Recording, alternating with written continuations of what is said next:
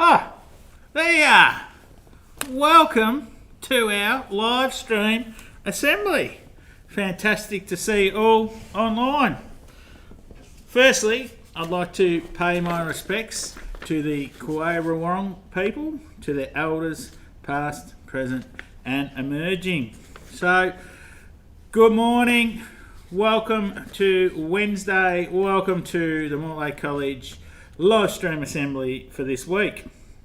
I hope everyone's still doing what I'd like to call the big four. So we've got our face masks, we've got our sanitizer, we're washing our hands, and we're still practicing our social distancing. Because even though we're in a tighter lockdown, we still need to do all the right things.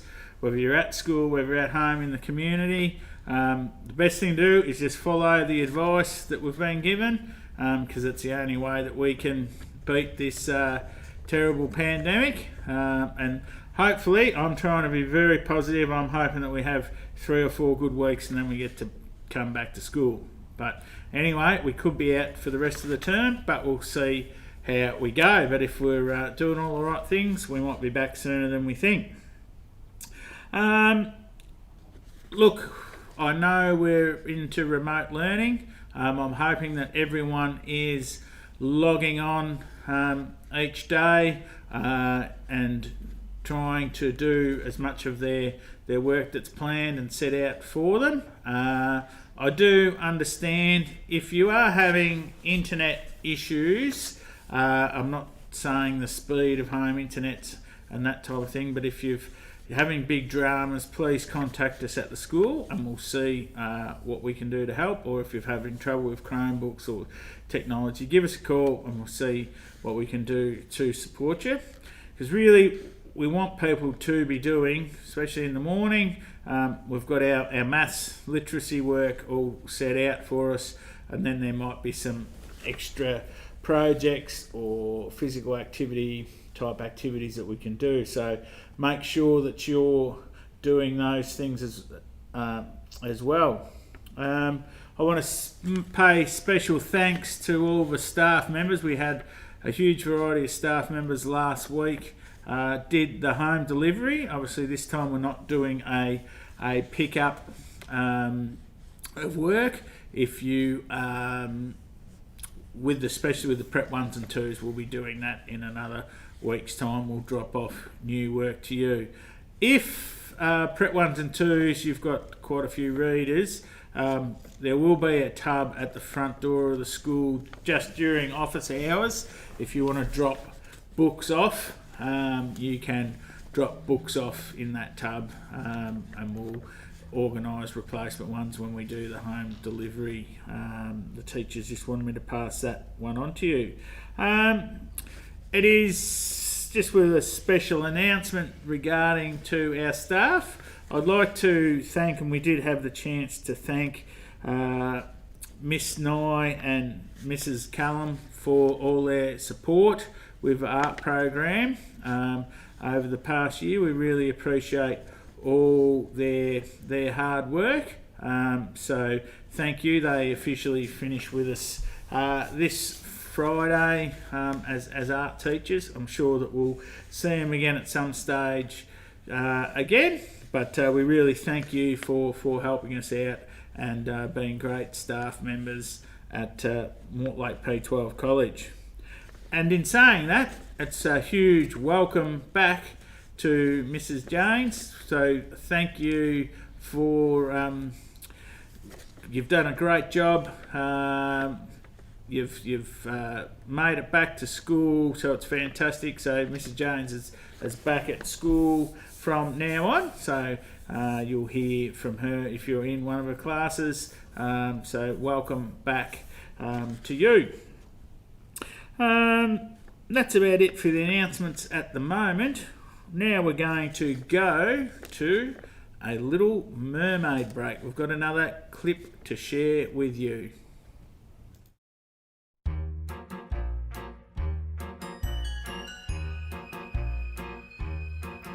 I admit that in the past I've been a nasty. They weren't kidding when they called me, well, a witch. But you'll find that nowadays I've mended all my ways, repented, seen the light, and made a switch. True? Yes. And I unfortunately know a little magic.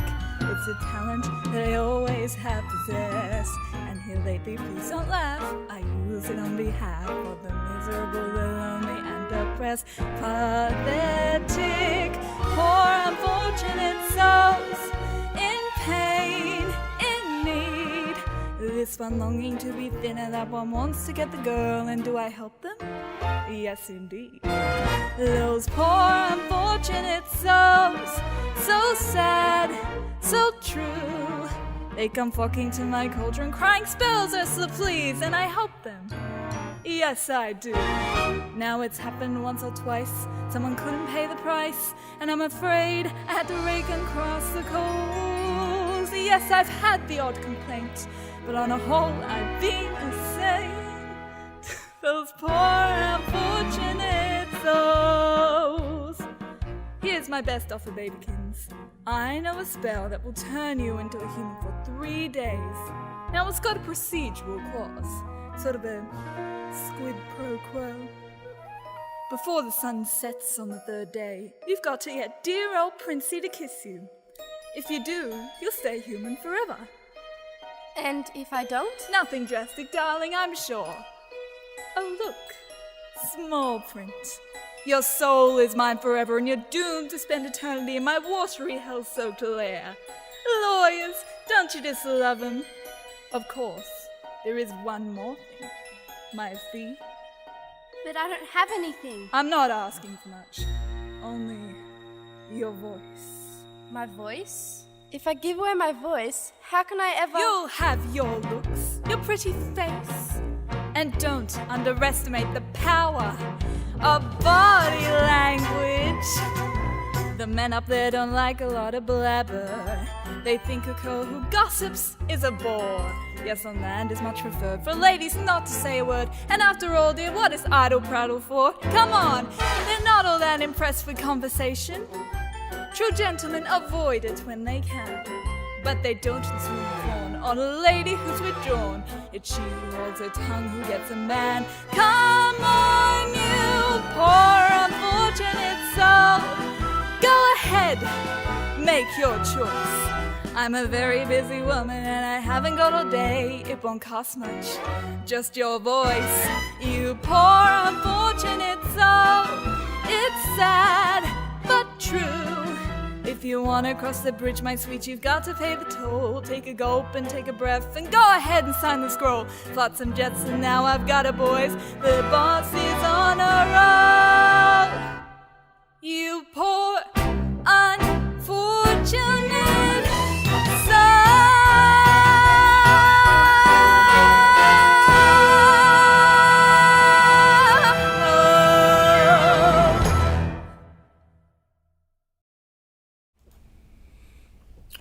Yeah, yep. No. I'm sorry. No, I have to go. I'm on a live stream assembly. You don't understand, Mum. I'm quite busy. Leave me alone. Please. I'll talk to you later. Yes, okay. If you want to make me 3 pizzas for lunch tomorrow, that'll be fine. That'll be good. Okay. Bye.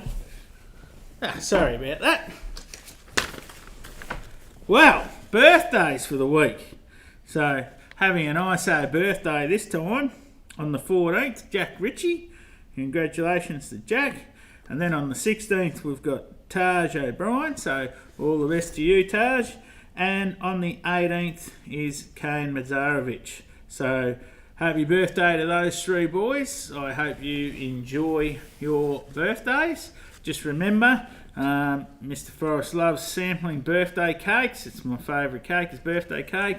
Small little container left at the front door of the office, so I can give it a taste test if you need. So that'll be all good. So wish you all a very happy birthday. Just a reminder to parents that tomorrow, Thursday at 12 o'clock, if you need childcare supervision, we need the forms in by midday tomorrow. So we have to organise buses and staffing and different things that go into it. So we're trying to keep a week in front. So please, the forms were loaded last Friday. So if you need to fill in the form, it's on the school website.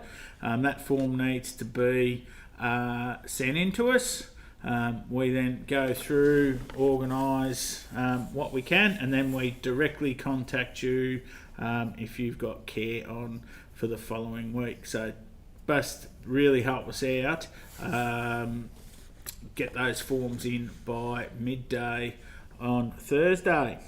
So now we're going to break for another segment, and one of our all-time favourite guest presenter from Better Homes and Better Cooking from Remote Learning in Term 2 is Vicky Jones. Vicky's going to be cooking, showing us how to cook Anzac biscuits, which is quite timely. 75 years since the end of World War II recently, so you might have read about that in the media. So Anzac biscuits, let's go to Vicky.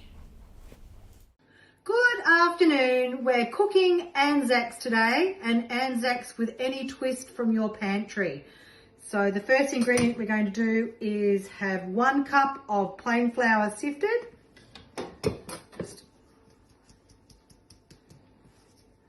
and 1 1/4 cups of rolled oats, 3/4 cup of desiccated coconut,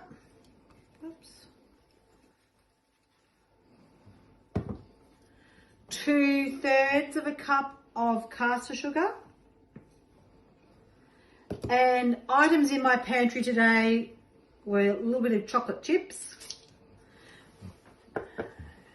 and some currants. I'm using a 1/4 cup of currants, and that was a 1/2 cup of chocolate chips. Give that a quick stir.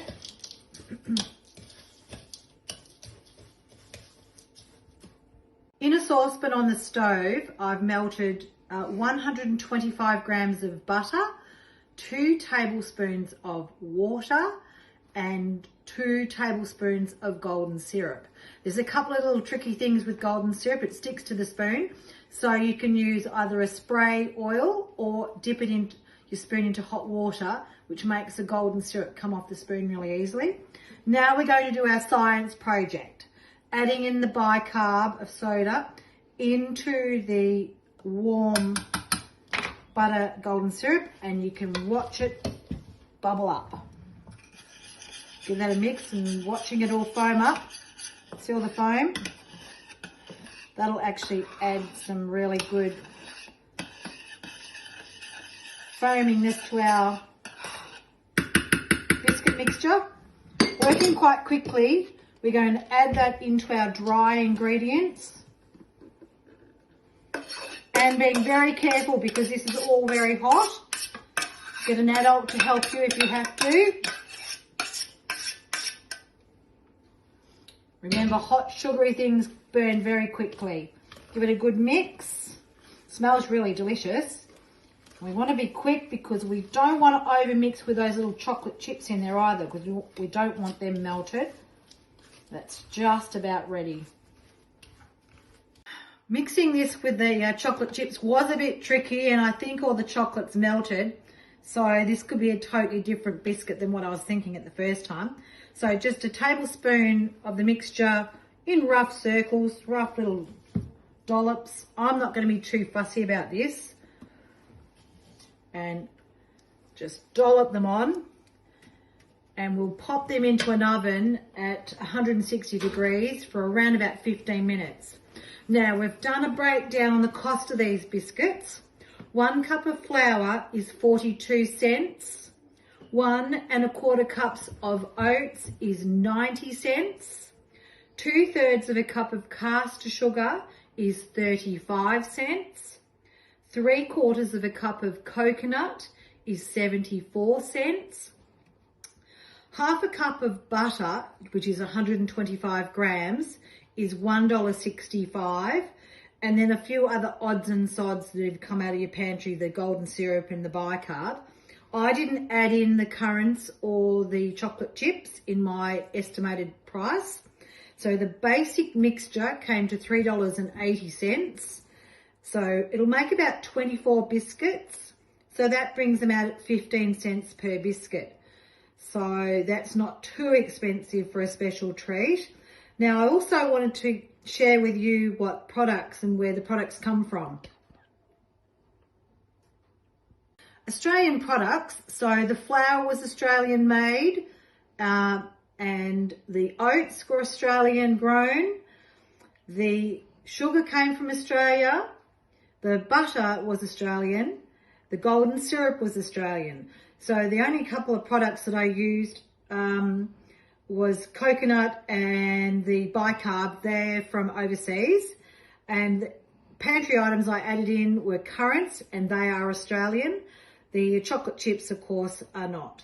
So I've tried to cook Australian with Australian products, Australian homegrown products.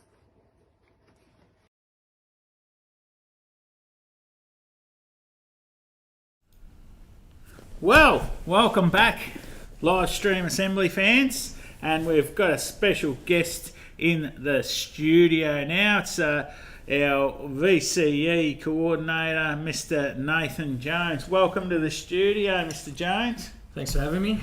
Fantastic to see you here. First question, as I always like to ask, tell us a little bit about yourself. Okay, so I grew up in Geelong. I'm one of 6 children. We moved to Mortlake when I was about 10 or 11.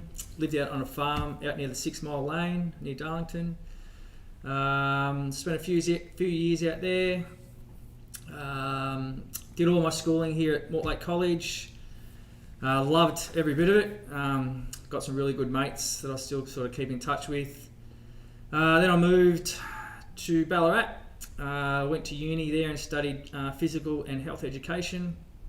They call it Fed Uni now. Graduated there, went to work at Warrnambool College for 4 years. And another great school, loved it there as well. Then a job popped up here at Mortlake, and we were thinking about sort of having some children, Sheree and I, so that was sort of one of the reasons why we moved. I came back to work here at Mortlake, and again, I've loved every bit of it since then. I love sport, as most of you probably already know. Football's my passion, but I don't actually barrack for anyone. I get asked that question a lot.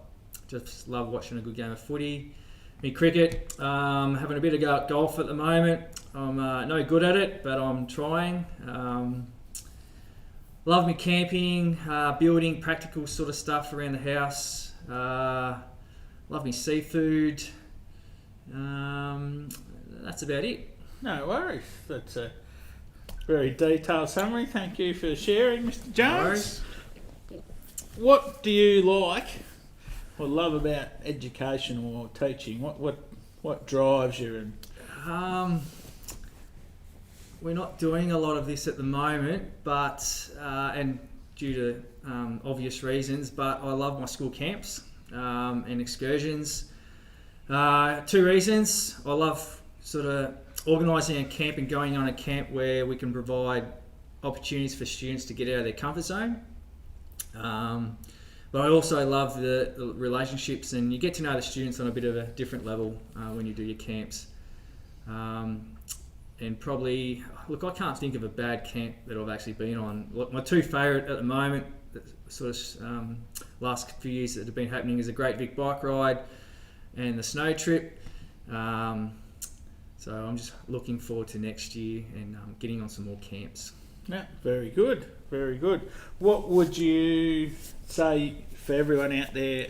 You're a pretty positive sort of fellow. What's your future positive message that you can deliver for everyone?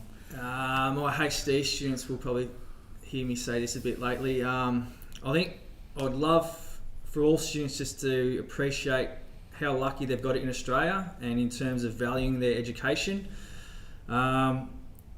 In HD at the moment, we're looking at global health, and unfortunately a lot of children miss out on an education. They're lucky to get 1 year of education, so if we can, if students can just make the most of their opportunities. You're only here for sort of 13 years. Don't waste a minute. And look, it just opens up so many opportunities for you down the track if you sort of put in the hard yards. So, yep. No worries. Well, thanks for being our guest on the couch this week, Mr. Jones. It's been a pleasure. And all the best through remote learning. But I'll tell you what, Mr. Jones and I've still got my beer challenge going. I know I've just plateaued a little bit, but I'm back in town. As I look down the camera, I'm going to issue a challenge to Mr. Jones next Wednesday. A ring-a-ding-ding. We're going to hop in the ring. We're going to have a boxing battle, and we're going to say who can throw the most punches. You have to tune in to see what I mean by the challenge. Mr. Jones will know. We're going to have the boxing challenge next week, Mr. Jones. What do you think? Sounds good. All Looking right. forward to it. Cool. So there's one challenge, and I'm going to throw another challenge out there too. Miss O'Neill, whether you're live streaming or not, it's on next week. Carpool karaoke, me versus you in carpool karaoke. Bring it on. All right. There's 2 challenges for next week to look forward to, online assembly fans. All right. Thank you. Keep doing all the right things. Stay safe. And we will catch up with you all very soon.